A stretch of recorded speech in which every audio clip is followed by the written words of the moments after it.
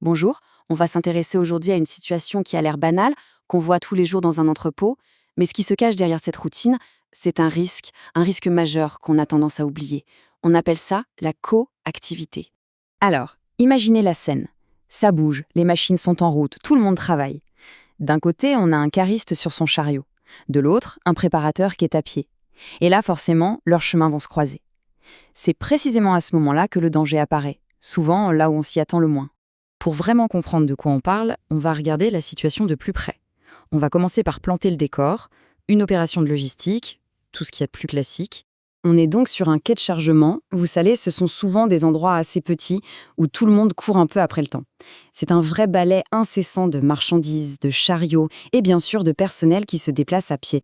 Et dans ce balai, on a nos deux acteurs principaux. D'un côté, le cariste, qui est aux commandes de son chariot élévateur, et de l'autre, un préparateur de commandes, qui, lui, circule à pied.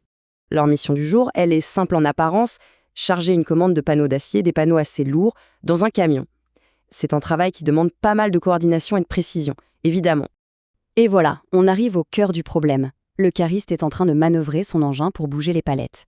Et au même moment, le préparateur doit s'approcher à pied pour vérifier que tout est en ordre et pour installer les cales de sécurité. Leurs deux tâches sont indispensables, mais elles les obligent à travailler dans le même espace, au même moment. C'est ça, le point de friction. Bon, maintenant qu'on a vu la scène, passons à l'analyse. Cette simultanéité, ce fait qu'ils travaillent en même temps au même endroit, ça crée un danger bien particulier. C'est ce qu'on appelle la coactivité. Alors, la coactivité, c'est quoi exactement? C'est pile cette situation des engins industriels et des piétons qui circulent ensemble dans une même zone et qui plus est, une zone souvent petite. C'est un peu le croisement de deux mondes qui n'ont ni la même vitesse, ni la même force d'inertie. Et attention, ce n'est pas juste une théorie. L'analyse du terrain est formelle, elle le dit noir sur blanc. Le danger numéro 1, le plus critique, c'est vraiment cette circulation simultanée de chariots et de piétons. C'est un fait, observé et documenté. Et pourquoi est-ce que c'est si dangereux? Eh bien, parce que c'est une accumulation de plusieurs facteurs. L'espace est petit, les zones de travail de chacun se superposent et, logiquement, le temps pour réagir en cas de pépin, il est beaucoup plus court. Le risque d'accident, lui, il grimpe en flèche. Alors, qu'est-ce qu'on fait? Face à ce constat, il ne faut pas se dire que c'est une fatalité, bien au contraire.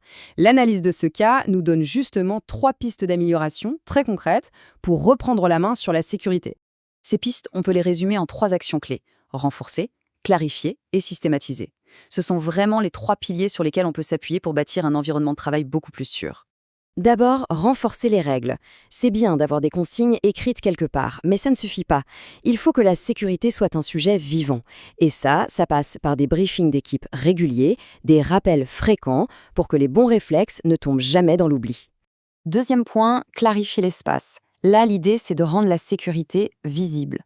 Un simple marquage au sol, mais bien fait, bien clair, qui sépare les voies pour les chariots et les chemins pour les piétons, ça peut littéralement changer la donne et éviter les croisements dangereux. Et enfin, 3e pilier, systématiser la protection. Ça veut dire quoi? Ça veut dire que le port des équipements de protection individuels, les fameux EPI, comme les chaussures de sécurité, les gilets fluo, ça ne doit jamais être une option. Et pour que ça marche, il faut des contrôles réguliers de la part d'un responsable. C'est comme ça qu'on ancre les bonnes habitudes. Ces 3 actions sont vraiment fondamentales, mais en fait, elles nous amènent à réfléchir un peu plus loin. Parce que la vraie question, ce n'est pas seulement de cocher des cases dans une procédure, c'est de construire une véritable culture de la sécurité. Et on en arrive au point crucial. La sécurité, ça ne peut pas être juste une affiche sur un mur. C'est un engagement de tous les instants, un effort permanent, et c'est la responsabilité de tout le monde, du cariste jusqu'au manager. C'est une affaire collective. On va donc se quitter sur cette question, qui est vraiment essentielle.